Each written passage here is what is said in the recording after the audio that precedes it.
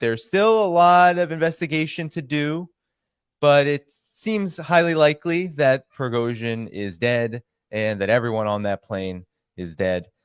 Now, you were on this show during the so-called attempted coup where Prigozhin led several thousand, I think it was up to 8,000 Wagner troops in a mutiny against Russia, against Moscow, against the defense ministry. And now this happened. I think it was almost exactly, what was it, 3 months, 2 months since the strike that the Wagner forces led by Prigozhin conducted against Russia's air defense forces, leading to, I think, the death of 12 Russian Air Force men.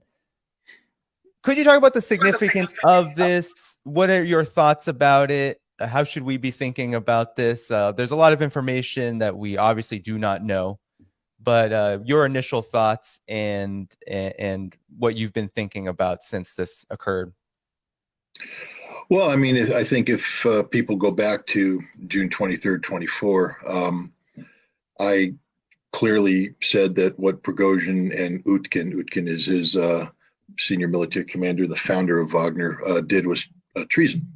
They carried out an armed insurrection against the constitutionally mandated government of Russia. While they claimed that they weren't targeting Putin, they were seeking to forcefully create change at the Ministry of Defense and at the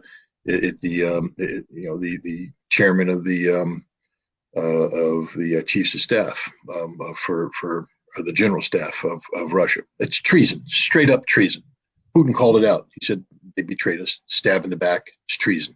That makes Prigozhin a traitor to Russia. It makes Utkin a traitor to Russia.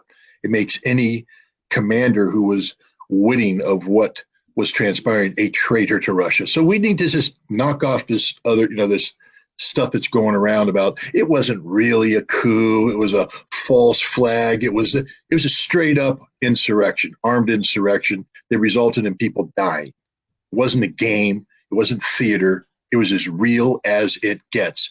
It was a desperate act carried out by a desperate man leading a desperate organization that had lost its funding from the Ministry of Defense. Their contract expired on 1 May 2023. They were in the midst of a battle for Bakhmut that the Russian Ministry of Defense never wanted to fight. The battle for Bakhmut was initiated by Wagner for the purpose of ensuring that Wagner was in a high-profile fight that Wagner would then spin in the media as being the most significant fight of the war, Wagner being the most heroic troops. And I'm not saying that the fight wasn't significant. I'm not saying that Wagner troops weren't heroic. It was a significant fight. They were heroic. But this was a fight that didn't need to happen, shouldn't have happened only because Prigozhin was desperate to carry out a public relations campaign designed to overturn the decision of the Ministry of Defense that said Wagner can no longer operate on Russian soil as a private military contractor because common law 249 or 279 or whatever it is says you can't do that. It's straight up. Prigozhin was out of control, literally out of control. And when it happened, I said he's a dead man walking. Now, I said that before Putin pardoned him and pardoned the Wagner people. But, there was conditions on the pardoning. One, that Wagner would disband in Ukraine. They did. Disarmed, gave up their weaponry, and left. And two, that Prigozhin and the senior commanders would go to Belarus and start a new life. But there's other things that happened. What's interesting is, and a lot of people haven't picked up on this, but it's an important fact. Vladimir Putin invited Prigozhin and 35 of Wagner's top commanders to the Kremlin, I believe on June 29th, which would be literally 5 days after the insurrection ended. And he had a conversation with them. And according to the Kremlin readout, it was a frank and open conversation, during which time Putin made clear that he didn't want Prigozhin to be the head of Wagner anymore. He didn't want Wagner to be an independent entity anymore. And he pretty much said I want you to pick, I think it's a guy named Troshin, codenamed Greyhead, chief of staff of Wagner. He said, I want him to be the head of Wagner. And I want all of you to sign contracts to the Ministry of Defense to bring Wagner into legal norms with Russia. And the majority of the Wagner commanders said, yep, we're on board. And Prigozhin vetoed it, said no. Prigozhin and Utkin and a handful of others said, nope, we're not doing that. That's a big deal, especially when the Russian president comes out in July and says, I told Prigozhin I didn't want him to be the commander anymore or the director anymore. And he named Troshin. He said, I want him to be the guy. The Russian president is putting markers down, saying this ain't going to happen. Another thing that was happening, too, is the Ministry of Defense was making a move to bring Wagner to heel.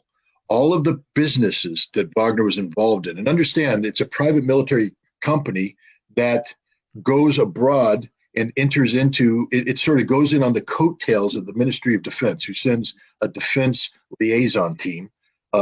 They meet with their colleagues, or the people that they're working with, their collaborators in the government. It's government to government, and then they say, and the people that will be handling the training and everything is Wagner. Let me bring Wagner in. And then Wagner has the green light to work with that country on whatever funding mechanism they want to. They are under contract to the Ministry of Defense. We now know this, that for any of these jobs they get, they receive a lump of money that are used to pay salaries and bonuses. Bonuses are a very important part of the Wagner attraction. They're highly paid, and they get significant bonuses. That money comes from the Ministry of Defense, but the company makes its profit not on the salaries and the bonuses, but on the deals it cuts with the other countries, side security jobs, things of that nature. And Wagner had some very lucrative, side businesses in Africa. Putin alluded to it today when he spoke about Prigozhin. The estimated value of these side businesses, a couple $1 billion a year. This is big league stuff. This isn't minor. This is major money-making potential for this company.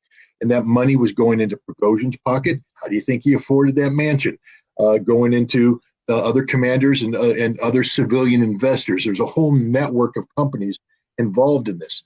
And after July, when Putin came out and said, yeah, I said I don't want him to be, this is the guy, the Russian government started going and taking over these companies, taking over these things. Because remember, in July, another thing that happened was the Russian Africa Summit, a big deal. All the African leaders came to St. Petersburg, where they met with Putin, and Putin began to redefine Russia's relationship with the African continent, meaning that now Africa was part of the overall geopolitical design that Russia had. This is again a very big deal, major league stuff. Russia is revamping its approach to Africa, which means that all of the important economic connectivity that Wagner's had with Africa starting in, say, 2015, 2016, 2017, that's going to be taken over by the Russian government. The Russian government is no longer distracted by other things. They're now going to get out there and they're going to play. And so what the Russian government told Wagner is, hey, we still want to work with you, but you're going to be under our umbrella now. You're going to be responsive to us, which means, yet again, I don't know, did I just get cut off again? Or No, you're good. You're good. My computer is doing weird things. Wagner is not happy. And that's a shame, because I actually, I've met with Wagner members. I've met with senior Wagner members, and I respect them tremendously. I think I met with them before the insurrection, and while I've always, and I told them this too, I said, I just don't know how to deal with private military contractors doing work that is normally associated with the government. In America, mercenaries like Blackwater and companies like that, they don't take oaths to the United States. They work for the company. They work for the dollar. They don't work for America. But Wagner was different. These are deeply patriotic men who believe that they are there to serve Russia. They're just serving Russia in a different contract vehicle. But so it's not that I have anything against Wagner. I just believe that you don't commit treason against your commander in chief and get away with it. But Putin, they started taking over the Wagner businesses. They started, bringing it under control. And what does Prigozhin do? He's supposed to be in Belarus in exile. And instead, and I just want to point out, there was somebody on my Telegram channel earlier chastising me and bragging about how people had intervened with me earlier to keep my dog from barking on air. Come on, buddy, keep barking.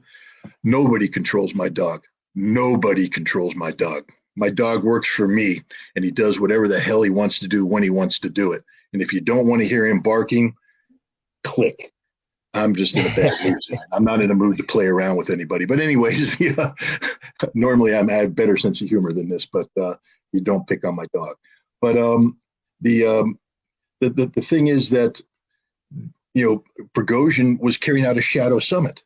And I'm watching that going, what the living hell is this guy up to? Putin's up there doing grand diplomacy, doing this big league stuff.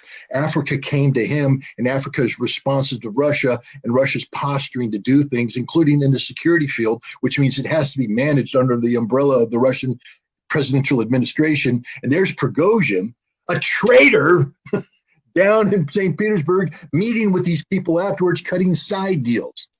Do you understand how stupid that is? How utterly stupid, but it's an act of desperation because Prigozhin was seeing his empire crumble, his sources of income drying up, and he was desperate to take advantage of relationships that went back, for instance, the Central African Republic to 2016. So he was down there cutting side deals saying, hey, remember me? We're there. We'd like to keep this thing going and all that stuff. And the African leaders are going, oh yeah, we're not going to. So he's screwing the Russian government. And this is in July. So now the next thing that happens that's big is Niger blows up. I mean, I think, Danny, you're a smart geopolitical analyst. You understand that if a war breaks out in Niger between ECOWAS and Niger, with Burkina Faso and Mali supporting Niger, and ECOWAS getting French support, and Wagner fighting on behalf of Niger, we have the potential for basically World War III starting in Africa. And the consequences of this are dire, not only in terms of conflict, but just imagine for a second what happens when this war starts. Do you think there's going to be tens of millions of people displaced? Perhaps. Of course they will. And where are they going to go? Across the Sahel to where? To North Africa. And from where? To Europe. And Europe is saturated. They have no more tolerance or room for refugees. So now you have a global crisis at the time when Russia is getting ready to defeat the Ukrainian army. I believe in the next month or so, you're going to see the Ukrainian army precipitously withdraw behind the Dnieper River because they have no more troops left. And when they do that, millions of Ukrainians are going to head to the Polish border. And the Poles are going to say, we ain't taking them anymore. Now Europe is going to be attacked on both sides by literal armies of migrants that have no place to go in desperation. This is a sort of a global changing thing taking place here. And it's a big deal. And you know what Russia doesn't want in the middle of this? Some greedy private military contractor running around cutting side deals that place personal profit ahead of the national security interest. And yet there is Prigozhin doing just that. He is flying to Mali, cutting side deals. Now, if you study patterns of behavior, and this is one of the things I used to do for as a living, study patterns of behavior, see if people are lying to me, to see what they're doing, see if I should be suspicious. Ask the Iraqis why they could never get away from hiding weapons of mass destruction from me, because I'm pretty damn good at what I do. And so I'm watching Prigozhin, and he does this video out of Mali. I'm going, why is he doing this video? What is the purpose of this video? Why is he in Mali wearing brand new, straight out of the box, desert camouflage uniform, holding an automatic weapon? He's my age, and he's dressed like he's going into combat, holding an automatic weapon stacked up with all the ammunition clips and the whole thing. And he's making a statement about Wagner's here. Why? Who's he trying to impress? I mean, if Wagner had the support of the African governments, he doesn't need to do this video. If Wagner had the support of the Russian government, he doesn't need to do this video. The fact of the matter is, he is trying to win over Russian public opinion. He's speaking in Russian. This video was released on his Telegram channel, and it's supposed to be consumed by Russians who are saying Wagner is in Africa. Wagner will save the day, so that when Prigozhin makes his public pitch, however he would plan on doing that, was he going to do another March of Justice? That's what he called his last coup d'etat. But the bottom line is he's in there stirring up trouble, and it gets on a plane and he flies back to Russia, a place he's not supposed to be, by the way. Remember, he was sent off to Belarus. So now he shows up in Russia. Who's on the airplane with him? There's 2 plane loads. One plane load has another group of senior Wagner people. We don't know who's on that airplane, but we can guess. The other plane has him, his head logistics guy who handles all the contracts in Africa, all the business dealings. So as the business empire is collapsing around him, Prigozhin is asking new Russian investors to come in. He's been doing that for the last month, calling people up saying, invest, invest, invest. I need this money. So he has his contracts guy there who's probably coming from Africa with fresh contracts that the Russian government does not approve of, by the way. They're coming in to set up meetings to create trouble for the Kremlin. So that guy's on board. He has 4 longtime Africa hands from Wagner, guys with distinguished histories, heroes all, who are his personal security detail. These are the guys, these are the bodyguards. And that's an important fact, because I'm going to bring that back to you in just a second. And they're on the plane together with 2 pilots and a 39-year-old flight attendant. And the plane blows up and hits the ground, and they're all dead. I believe they're all dead, and I believe Prigozhin's dead because the Russian president delayed his presentation to the Russian people until which time he got confirmation that Prigozhin was, in fact, on that plane and dead. I know they haven't released the body and all that. The Russian president does not get ahead of the news. Anybody who's been studying Putin understands he doesn't get ahead of the news. He will speak when the facts are available, and the facts are Prigozhin's dead. So now the big thing is, did Putin kill him? That's the big question, $1 million question.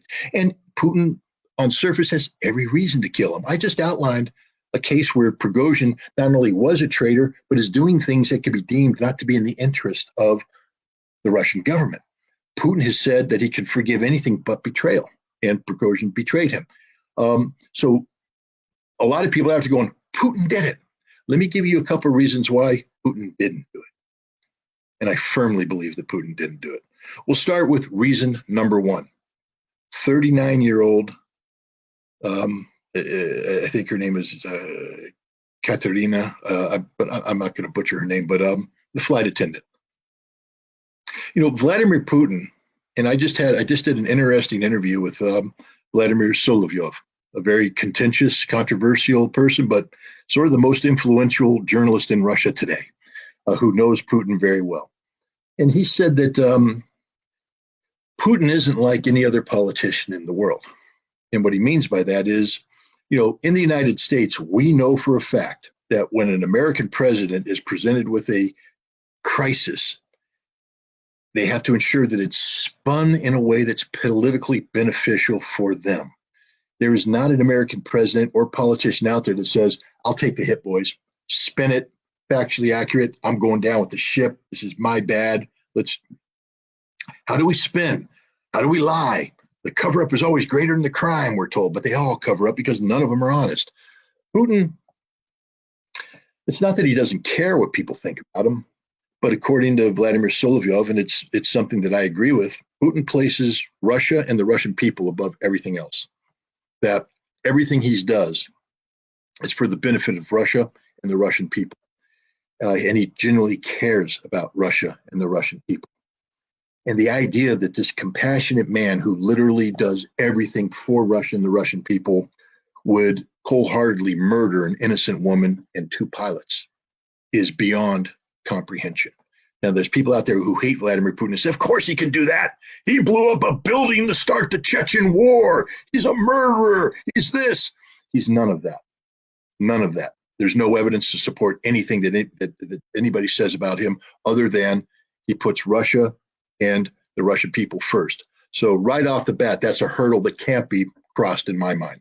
Now, one thing that can happen is people can say, well, we think Putin would be better off if this happened. To give you an example, Boris Nemtsov was Putin's nemesis, opposition leader causing Putin problems. But Putin really didn't care about it because at the end of the day, he looked at Nemtsov's popularity and he went, I got him beat. I'm not worried about this. But Nemtsov was a pain in the neck.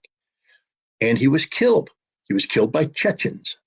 And what I understand is the order came from somebody who thought that he was doing Vladimir Putin a favor by ordering this hit. And it turned out that Vladimir Putin was incensed by this, furious by this. And that relationship suffered greatly because of this, because Putin doesn't do that. Putin isn't a murderer. That's not the tools he used. I don't care what William Browder or anybody else says. He doesn't operate that way. So, but the thing is it possible that somebody said, I know the boss isn't ordering this, but I think the boss will appreciate this. Let's take the guy out. And here's the thing. The list of people who would like to kill Prigozhin is long, and it is diverse. It's not just Russians, but foreigners all want him dead. And the only thing that protected Prigozhin was Vladimir Putin's relationship with him. That made him untouchable. And Vladimir Putin's relationship with him was broken so much that Putin said, I want Prigozhin gone. I want him replaced with Troshin.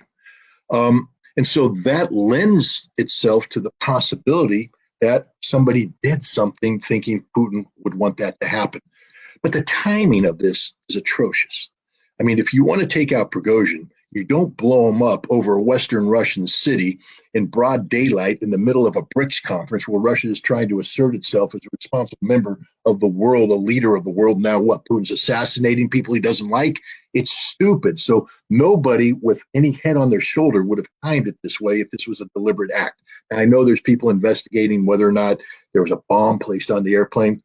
Again, that requires a level of conspiracy and collaboration that is beyond imagination. How do you get explosives into Sheremetyevo? How do you get the person to put it in? The plane's guarded. I know the flight attendant said something about maintenance, but people tried to blow that out of proportion. But actually, when you read what she wrote, there was nothing unnormal about it. She said, no, the plane's being maintained. We're just waiting here until it comes back. She didn't say it was different and suspicious. This thing has to be investigated. Good forensics will be able to get in there and determine it. But here's what I think happened, because I don't believe in conspiracy theories, especially when the causal relationships generated by it run counter to the intent, like blowing up an airplane during BRICS. Nobody friendly to Putin would do that, and I don't believe any enemy of Prigozhin who is supporting Putin would do that. Is there a possibility the British did it, the French did it? That's an act of war. That's sort of a big deal. And why there? You can get him anywhere you want. Prigozhin just flew in from Mali, a combat zone, with his personal security detail. If you look at the video of the plane on the ground, you hear popping sounds. That's ammunition going off. I've heard it before. It's ammunition popping off because of the heat. Somebody had weapons on that airplane. Somebody had ammunition on that airplane. Somebody had high explosives on that airplane. I don't know if that airplane was, rated to carry it, but he had a personal security detail, 4 guys who carry automatic weapons, and they carry the ammunition. They probably carry some pyrotechnics, maybe some grenades.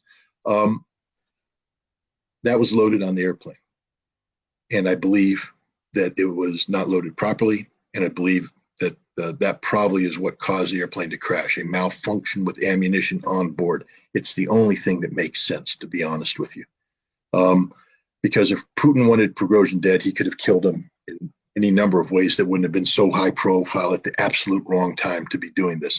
Putin would prefer the world would be talking about BRICS and 6 new members and the role Russia played in transforming the multipolar world. That's what he wanted to talk about. That's what he wanted high on the agenda. He doesn't want everybody talking about Prigozhin and doing little whisper things behind everybody's back. I believe that this was a tragic accident. And people say, well, they're professionals. The United States Marine Corps is professional too. And we had a C-130 blow up in the middle of the air because Marines, professionals from Force Recon or Raider Battalion, put ammunition on there incorrectly, and it went pop. pop in midair and killed everybody. Bad things happen. And I think in this situation, when you're in Africa in a war zone, your security detail is armed to protect you from potential harm, especially when you have British talking about creating Ukrainian hit squads. You're going to fly over and kill African leaders in Prigozhin. That these guys had sufficient weaponry to do what's necessary to protect their high value person. They put that on an airplane, and I think that they made a mistake. And I think that something went wrong, and I think the airplane blew up, and I think this was just a tragic accident, And I hope the investigation proves it. That way we put an end to all this conspiracy nonsense. If Putin wanted Prigozhin dead, Prigozhin would have been dead a long time ago in a way that didn't even have a chance of coming back to Putin.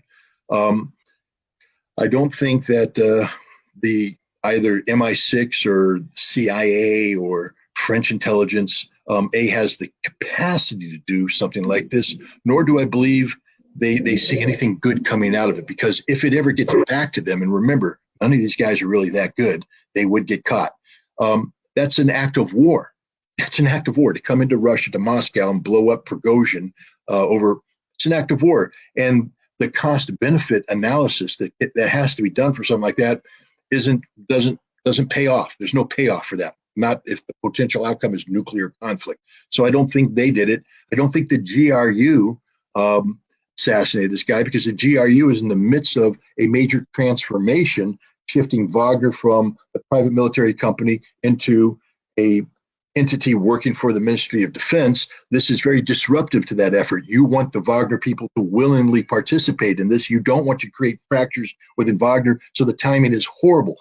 So the bottom line is, through a process of elimination, you take all the conspiracy off the table, and you're left with a 4-man security detail, put ammunition, weaponry, and high explosives on an airplane.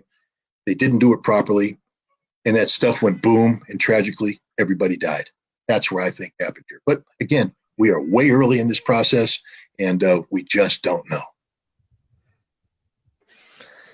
Wow. Yeah, no, you gave, I think that really runs down the possibilities. And, as you were talking, I was thinking also about the possibilities of like the collective West being behind it, maybe Ukraine having a role.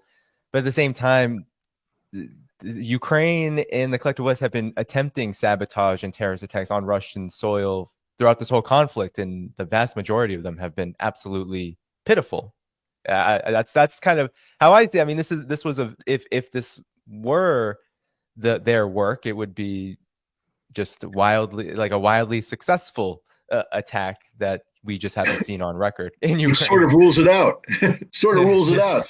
Wait a minute, it worked? It couldn't have been the CIA, because they always screw it up. But here it's like, wait a minute, it worked? Had to be an accident. Thank you for tuning in to my latest video. I appreciate all of your support. This channel, however, needs your help. I am seeking to make this channel more sustainable in the long term and upgrade necessary equipment to ensure that this work continues onward and makes progress to give you all of the geopolitical analysis that you all deserve. For that reason, I'm asking you to become a member of my Patreon community at patreon.com/Danny Haiphong. You can find that link in the video description or in the pinned comment below. For whatever amount you choose to give, just know you are supporting independent media that you can't find anywhere else. Thank you so much, and I look forward to the next video.